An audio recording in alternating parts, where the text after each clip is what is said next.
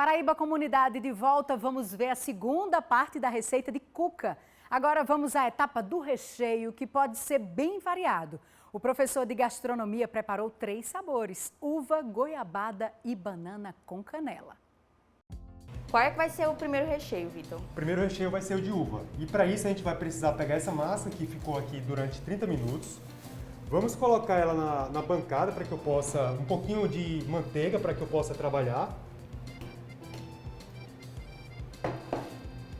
A partir desse momento eu vou só esticar ela aqui e tentar dividir ela em 3. Como é que eu faço para dividir em 3? Eu mais ou menos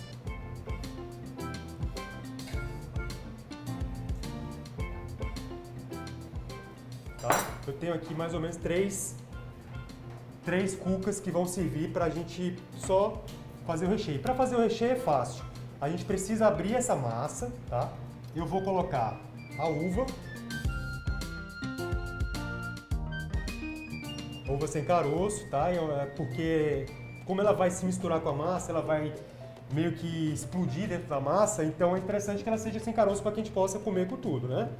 E aí não tem muito segredo, né? Só espalhando a uva pela massa mesmo. Isso, espalha e depois a gente vai fazer a dobra, que é justamente fazer o formato exatamente do pão, né? Que depois a gente vai colocar numa assadeira, tá? Para poder finalizar. A mesma coisa, eu vou abrir essa massa e aí eu vou espalhar aqui a goiabada.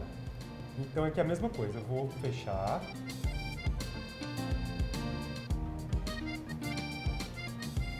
Pronto, já tem a segunda e vamos agora para a terceira. Agora a gente vai pegar a bananinha, foi cortada, tá? Pode rechear aqui. E aí eu vou só finalizar com um pouquinho de canela, tá certo? Uma mistura bem famosa, né? Banana com canela. Famosa, canelinha.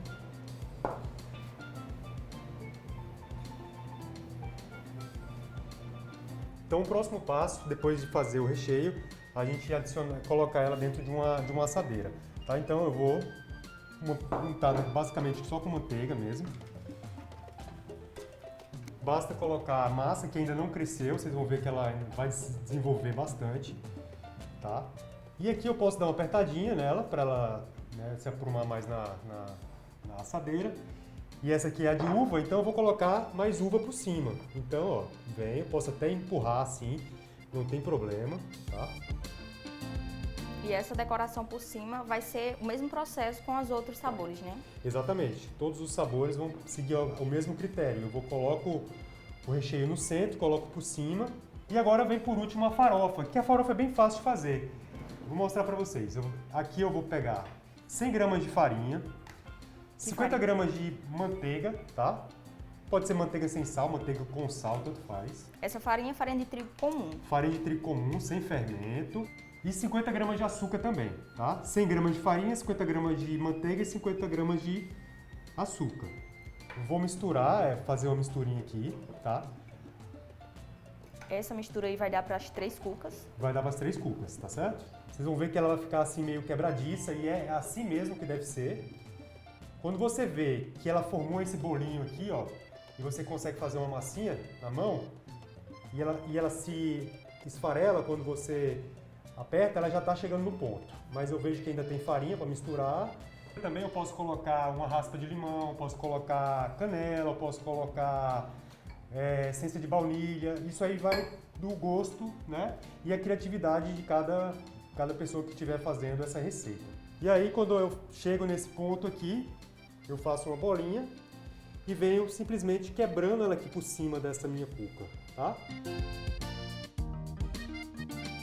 Então eu coloco ele dentro desse saquinho, eu fecho ele, tá? Eu dou uma fechadinha e deixo ele fermentando aqui por 1h30. Depois de 1h30, a gente vai ter esse resultado que está sendo apresentado aqui para vocês agora, tá? Que é justamente o ponto que a gente vai levar ela para o forno. E depois de 40 minutos no forno, a gente tirou aqui as cucas e o resultado foi esse. A massa já cresceu bastante, que já tinha crescido. E como vocês puderam ver, é uma receita bem prática que dá para fazer em grande quantidade aí justamente para comercializar. Agora, Vitor, me fala uma coisa, quanto é que a gente gastou aqui nessas 3 cucas? O preço máximo que eu consegui aqui foi R$ 3,60 de custo. Aqui da de banana foi R$ 3,10 e a de goiabada R$ 3,05, tá certo? Então foi esse o custo que eu obtive, fazendo o cálculo, que é muito simples. Basicamente você faz uma regra de 3 que você consegue identificar o preço da quantidade de ingredientes que você utilizou. Se 1 quilo custou R$ 10, 100 gramas vai custar R$1. É mais ou menos uma ideia de como calcular o custo dos preparos. Então existem várias ferramentas que você pode pesquisar para saber quanto é que você está gastando. Mas pelo tamanho, eu acho que até pelos R$15 está bem vendido, tá?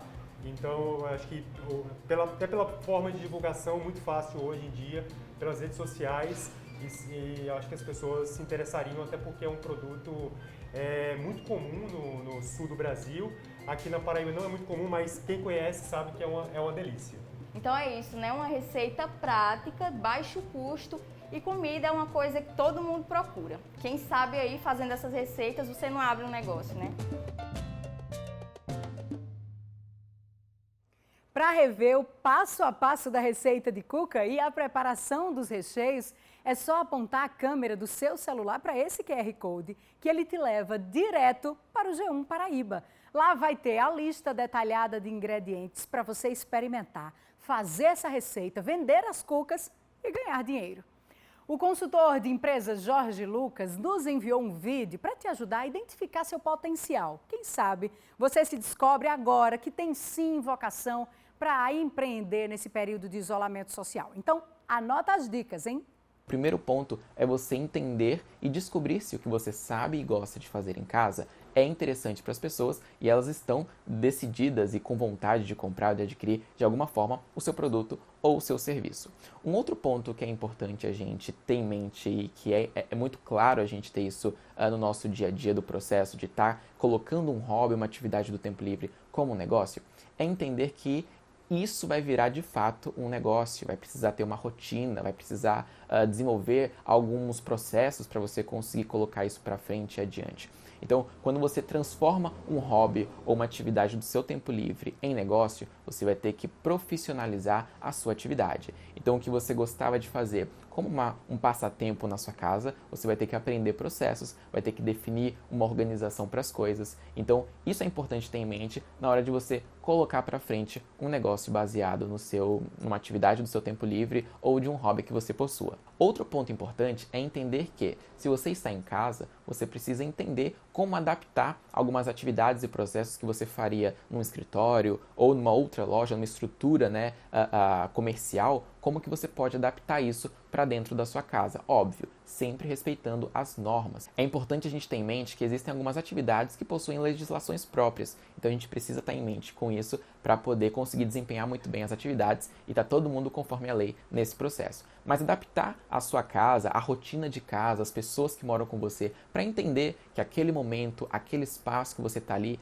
é dedicado para o seu negócio, para o seu trabalho, é fundamental para você não se perder nas distrações do dia a dia da sua casa. Falar de delivery, a gente está falando de uma parte delicada do negócio. É uma etapa da empresa que ela exige uma atenção muito grande.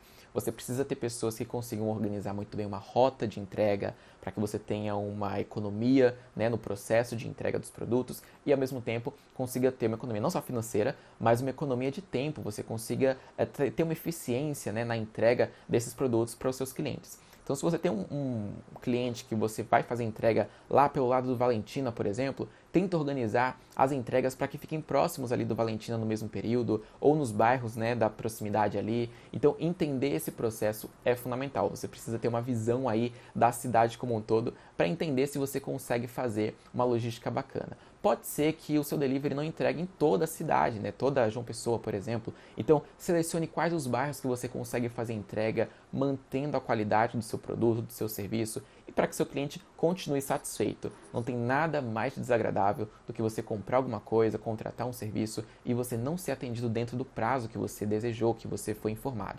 Empreender, ele pode ser sim uma opção para qualquer pessoa, né? Eu discordo daquela visão de que para você empreender você precisa ter nascido empreendedor. Eu acho que empreender é uma característica que você possui algumas habilidades. você consegue ser uma pessoa que pensa de forma inovadora, que você tem uma criatividade, né, para executar alguma coisa, criar um produto, um serviço, você tem uma capacidade de inovação, de poder ter organização nas suas atividades, de ser proativo e conseguir antever problemas antes daquilo virar um grande problema, né? Então, você ter esse jogo de cintura para lidar com as coisas é que te torna de fato um empreendedor. Não é simplesmente ter um CNPJ, é você de fato conseguir entregar alguma coisa de valor para o seu cliente e você estar comprometido com isso, né? Você ter essa visão e esse olhar que de fato você queira contribuir de alguma forma com o seu cliente para poder, enfim, fazer a diferença de alguma forma.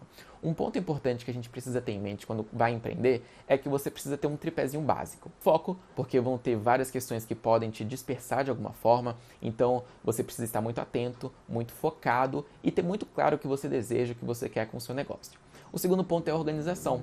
Você precisa ser uma pessoa organizada para conseguir manter toda a estrutura que você deseja, inclusive na sua casa. Uma organização física, uma organização de logística, uma organização de processos do seu negócio, para que você consiga realizar tudo o que precisa ser feito dentro dos conformes, mantendo qualidade, mantendo o padrão que você deseja para os seus clientes. E o terceiro ponto é a persistência. A gente sabe que não vai ser de um dia para a noite que você vai conseguir fazer um negócio, ganhar muito dinheiro, mas é um processo de subir cada dia, cada semana, um degrauzinho por vez. Pode ser que você precise descer alguns degraus em algum momento, mas você consegue aí uma força para alavancar e continuar subindo aí a sua escada. Mas é um processo que você precisa ter muita persistência. Vão ter momentos que você vai ficar um pouco abalado, difícil e vai de fato pesar muito a sua motivação, o seu cansaço, mas a persistência é fundamental. Você precisa ter um tempo de maturação para você perceber que o seu negócio está dando certo e que vai deslanchar. Então, espera aí alguns meses, 6 meses aí para você ver o negócio de fato crescendo, deslanchando, antes de você tomar alguma decisão precipitada de parar tudo porque você acha que não está dando certo. Às vezes o negócio só precisa ter tempo, paciência, porque as coisas dão certo. Daqui a pouco a gente volta com mais Paraíba Comunidade para você e com dica para quem tem talento com artesanato. Nós vamos ensinar como fazer cadernos com costura, que são os queridinhos para quem ama artigos de papelaria. Espera só um pouquinho que eu volto logo.